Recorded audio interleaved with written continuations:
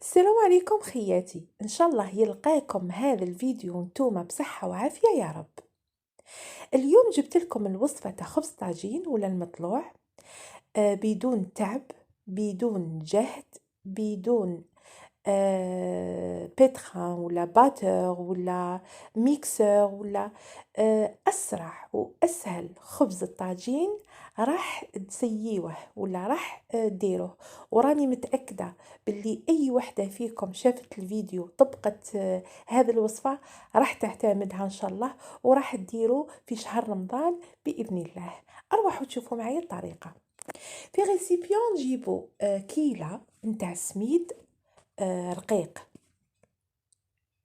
ملعقة ماشي معمرة نتاع الخميرة تاع العجين، ملعقة ماشي معمرة نتاع السكر. علاش السكر؟ باش يعطيه هذيك الحمورية. نخلط السميد والخميرة والسكر جيدا، ماشي شرط بهذا الفوي، تقدروا ملعقة فقط. نجيب كيلة، نفس الكيلة اللي عبرت بها السميد، كيلة تاع ما دافي، ونخلط هذاك الماء في السميد والخميرة والسكر. كما قلت ماشي شرط بالفوي، تقدروا بالملعقة فقط. نغلق على هذا المزيج ونخليه يريح ربع ساعة. بعد ربع ساعة نجيب نصف ملعقة نتاع ملح وزوج ملاعق نتاع زيت. تقولوا لي علاش الزيت؟ باش كي يقعد عندنا هذا خبز طاجين ما يوليش الاستيكي ويجي مليح. نجيب كيلة نتاع فرينة، يعني نفس الكيلة اللي عبرت بها السميد الرطب والماء الدافي نعبروا بها الفرينة.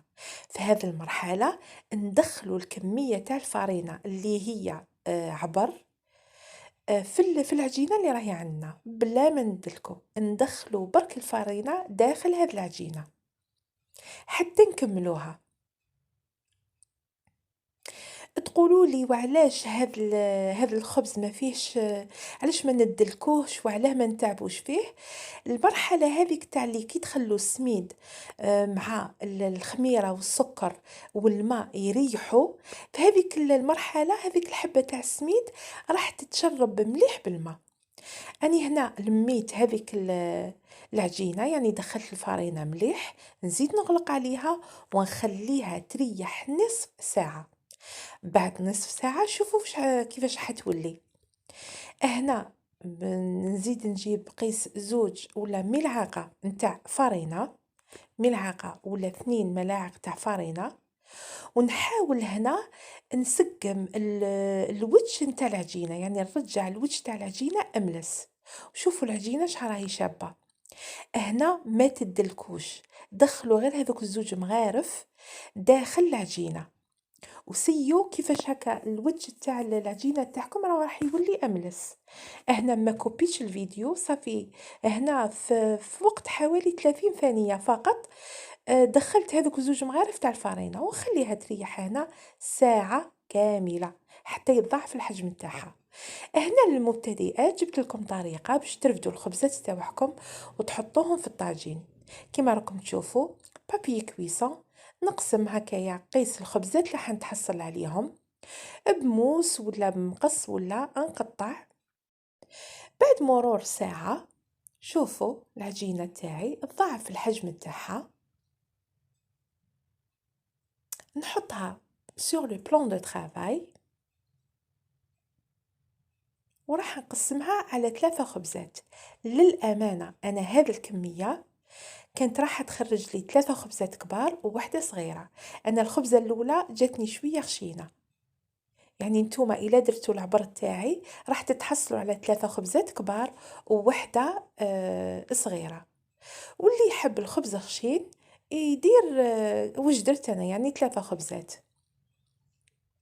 الطريقة هذه يعني يجيب لي ربي بدون تعليق راهي باينة، يعني نسويو مليح العجينة تاعنا ولا الخبزات تاعنا ونرمدوهم في السميد، وكل وحدة نكملوها نحطوها في البابي فيلم، بابي بلوتو كويسة، ننفضوها منا في السميد ونحطوها فوق البابي كويسون. قلت البابي كويسون للمبتدئات باش تقدروا ترفدوا هذه الخبزات بلا ما تكسروا لهم الخمور وبلا ما تخسروا لهم الشكل تاعهم. انا هنا راني نرمت في السميد وننفض الزائد تاع السميد ونحطهم بابي كويسون. هنا نغطيهم بسربيته، نخليهم يريحوا مدة 10 دقائق ولا ربع ساعة. نجيب أول خبزة اللي شكلتها ونخبزها. كيما قلت أنا الخبزة الأولى تاعي جاتني شوية خشينة، وشوفوا الفقاعات راني نوري لكم باللي عجينة ناجحة وهايلة وسهلة وبسيطة. إن شاء الله تجربوها. هنا جبت الخبزة الدوزيام وراني نخبز فيها قدامكم.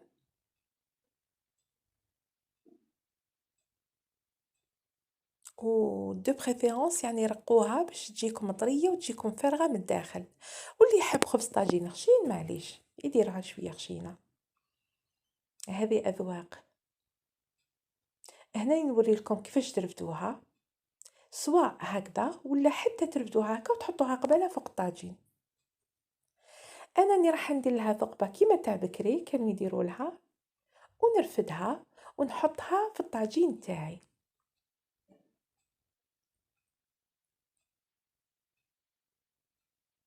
ودوك نزيد نوري لكم يعني الخبزه الاخرى. شوفوا كيفاش رفدتها وحطيتها فوق الطاجين بكل سهوله. الخبزه الاولى هاي طابت لي. دوك واش راني ندير، راني نجمر فيها في الطرف. كيما نعرفوا خبز طاجين بكري كانوا يديروا في الطابونه يعني يوسيوه في الجناب كامل. وانا هذه المرحله نحبها. شوفوا كيفاش تردوها بابي كويسون بكل سهوله.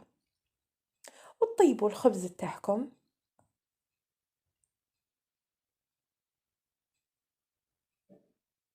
وصدقوني راح تتحصلوا على خبز خفيف وهايل كيما راكم تشوفوا كيما شفتوا في الفيديو مع الاول وراح تشوفوه دوك شويه. وهكا تحصلت على هذا الخبز تاعي، خبز طاجين ولا المطلوع، اللي كيما قلت بدون دلك بدون تعب، سهل سريع وصدقوني رائع سواء في البنة ولا حتى في القوام. تقدروا حتى ديروا خبزات صغار وديروهم دي ساندويتش لولادكم. كيما عطيت لكم هنا فكرة ترافقوه بالأجبان. كيما قلت لكم كاين بزاف اللي ما يحبوش يسحروا في رمضان بالمسفوف. الوغ يعني خبز طاجين بالفرماج ثانيك يعني حاجة مليحة. وثانيك في رمضان نحبوا نعجنوا الخبز ونديروا المطلوع ونفطروا به. هذه الوصفة راح تخليكم يعني 2 سوايع قبل المغرب ديروا العجينة وتطيبوها وتتحصلوا على أروع خبز الطاجين لا مطلوع. وذوك تشوفوا هنا يعني نوري لكم راح نقطعه قدامكم. تشوفوا كيفاش يجي فارغ من الداخل. كيما هذه راهي سخونه. شوفوا كيفاش يجي من الداخل فارغ. صدقوني بون هذه راهي سخونه.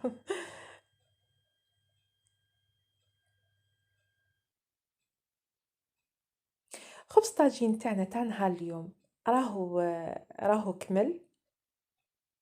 وسمحوا لي كي راني هكا نواسي في الخبز برك باش نوريه لكم باللي يجي طري ويجي رائع.